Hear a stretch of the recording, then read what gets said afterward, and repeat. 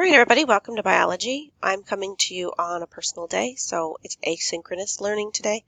That means I don't have participants. It's just going to be me. It's also going to go pretty fast, so there will be a video. I'm going to have you watch that on your own. And let's get started. All right, before we get started on the new material, I wanted to review with you the stuff from last week. Okay, take a minute and read through the experiment. Pause the video and make sure you understand what the question is, so that when we talk about the answer, you have an understanding of the material. Okay, I'm assuming you've read through here. If you haven't, take a minute and pause the video so you can do that. All right, let's rule out the responses. In this experiment, you've got John, who's getting his blood pressure taken before exercise and then after exercise. So with a peer review, you hand over your work to friends, hopefully constructive friends, and they critique what you've done. So you've got to decide which of these responses is best, would most likely be a comment that a friend put on the lab. So the first comment, there's no need to measure the resting heart blood pressure. B, the experiment shows repetition but can never be replicated. So those two words are similar. Let's make sure we understand the difference. Repetition means you've taken John's resting and after exercise blood pressure more than once. Here we've taken it once. If we had second or third or fourth sets of data, that would be repetition. Replication means I can take these procedural steps and reproduce this lab or this experiment. So repetition, multiple sets of data. Replication, somebody else can do it. All right, so the experiment shows repetition but can never be replicated. C, the experiment can be replicated but it doesn't show repetition. D, there's absolutely nothing that needs to be changed with this experiment. And E, I'm still working on it. So I would say that we can rule out E, obviously, and I would rule out D because there's obviously something that we need to change. So that leaves us with A, B, and C. There's no need to measure the resting heart blood pressure, repetition but not replicated, replicated but not repetition. So the whole premise of this lab is to compare blood pressures. So there's obviously a need to measure the resting heart blood pressure. That's your control. So that we can rule out. That leaves us with B and C. I don't see repetition in this set of data. I only see one set of data. And if I had John with me, I could reproduce this experiment. So C would be the correct answer. It can be replicated, but it does not show repetition. All right, let's move along. For those of you who have gotten your lab in already, I have not gotten to grading them yet. I will get them back to you in the next couple of days. And just like with tests, you can redo assignments if you need to. If I delete an assignment from your submission box, that means you have to start over. And if I give you, well, I always give you feedback if I do that, but if I give you feedback that says, want to look at these parts, take some time and do it over again, you might want to take advantage of that because your grade will be benefited from doing it. All right, so today in class, we're going to be talking about the characteristics of life. We're going to understand why it's important to obtain and use energy, to grow, reproduce, and maintain structure. We're going to understand the meaning of homeostasis. We're going to define that term. We're going to recognize why homeostasis is important to living organisms. Okay, so let's get started. We are focusing on two study guide questions today. It says 8 and 9 and 10, but that's wrong. It's actually 8 and 9. And I'm not going to answer these for you. These are your questions to answer on the study guide. You're going to be able to turn the study guide in for extra credit. Let's differentiate between 4 terms that get confusing when we talk about characteristics of life: living, non-living, dormant, and dead. So pause the video and you decide what you consider living, non-living, dormant, and dead. Okay, I'm assuming you've had a chance to pause the video. Let's go over the things that are living. There might be some questions about whether or not this plant is living and whether or not these popcorn seeds are living.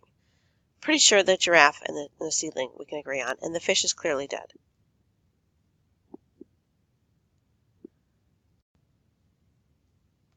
All right, non-living, clearly the rock, clearly the pencil. The fish, we've all decided is dead, but I'm not sure what this is up here, and we're still have questions about the tree, right? So non-living, the rock is clearly not living. It's okay to have questions. We can talk about the answers and rule them out later. Okay? Dormant versus dead. Again, not sure exactly what this is, although I'll tell you now at this point, it's a sponge that you might use in the shower to wash your back. But what you may not know is this sponge comes from the ocean. This used to be a living organism. But if you put it back in the ocean, it's not going to regenerate. So it's not dormant. Like the seeds are. The seeds are not dead, and they're not quite alive yet, because they're not doing anything that is life force, or life processes, I should say. So these are dormant. They're waiting to be doing those life processes, okay? This sponge is not dormant. This is what we're considering dead, along with this tree. Pretty sure this tree is never going to come back, even if you water it. It's dead, and it's dying. It's drying, I should say. All right. Take a minute and brainstorm the differences that we just talked about between living and non-living. So pause the video, take a minute and brainstorm. I'm not going to share the responses here. We're going to talk about those in the slides ahead. I want to see how your answer changes after you watch this video.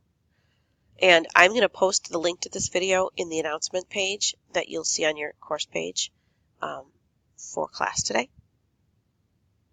I need you to watch it on your own, because the way that I'm recording this video, it won't let you hear the sound, and the music is really pretty.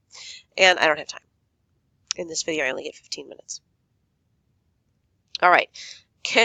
Characteristics of life, right? To be classified as a living thing, you have to have all 6 of these.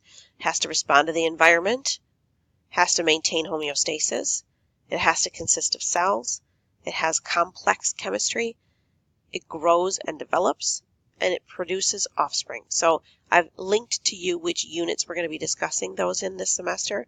This is a summary of all the things we're going to talk about in semester 1 in the fall. Has to have all 6 of those. Let's start with energy. It has to get and use energy. So how does that happen? All organisms take in energy somehow. Some take it in with light or chemical energy, which you know, if they take in sunlight, that's photosynthesis. There's a rare group, I have to put in here, a rare group of bacteria that get their chemicals from rare but naturally occurring environments, right? So they use chemicals, not sunlight, to break down their energy. And then organisms that don't harness energy from the sun, like you and I, they take in energy by eating other organisms and breaking them down to release that stored energy, okay? They also have to convert energy from one form to another. Either they go through photosynthesis or they don't, but all organisms go through cellular respiration. So this is the key one here. They take in one form, break it into something else. Even plants that undergo photosynthesis also undergo cellular respiration. All life has to be made of cells, and within the cell, there's a bunch of chemical reactions that happen, and we group all those reactions, and we call that metabolism. So metabolism is all the chemical reactions in an organism. So even if it's just a one-cell organism, it's still going to have a metabolism. It's going to take in energy, it's going to break down the energy, it's going to put it into something else, it's going to reproduce, grow, etc. Homeostasis. What we just talked about in the earlier slide ties into this slide here. All of those tiny little chemical reactions maintain a constant set of conditions inside our bodies. Creates a balance for us. If we get too hot, we sweat. If we get too cold, we shiver, right? If we start working out hard, our blood pressure goes up, our heart rate goes up, and all kinds of ways of doing that, right? So here's some more examples here. If if you change the balance of an organism in homeostasis, it's going to respond.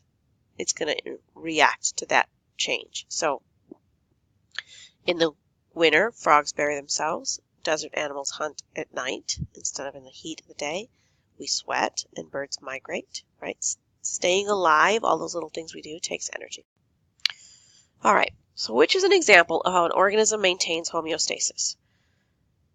Take a minute, pause the video, and read through these.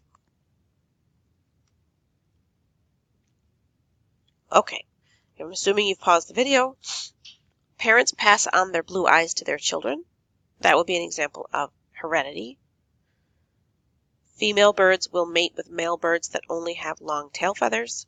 That's sexual selection or reproductive selection. Baby robins have different feathers than adult robins. That's variety in a species. Actually, no, that's function. Sorry. That's an anatomical structure and function.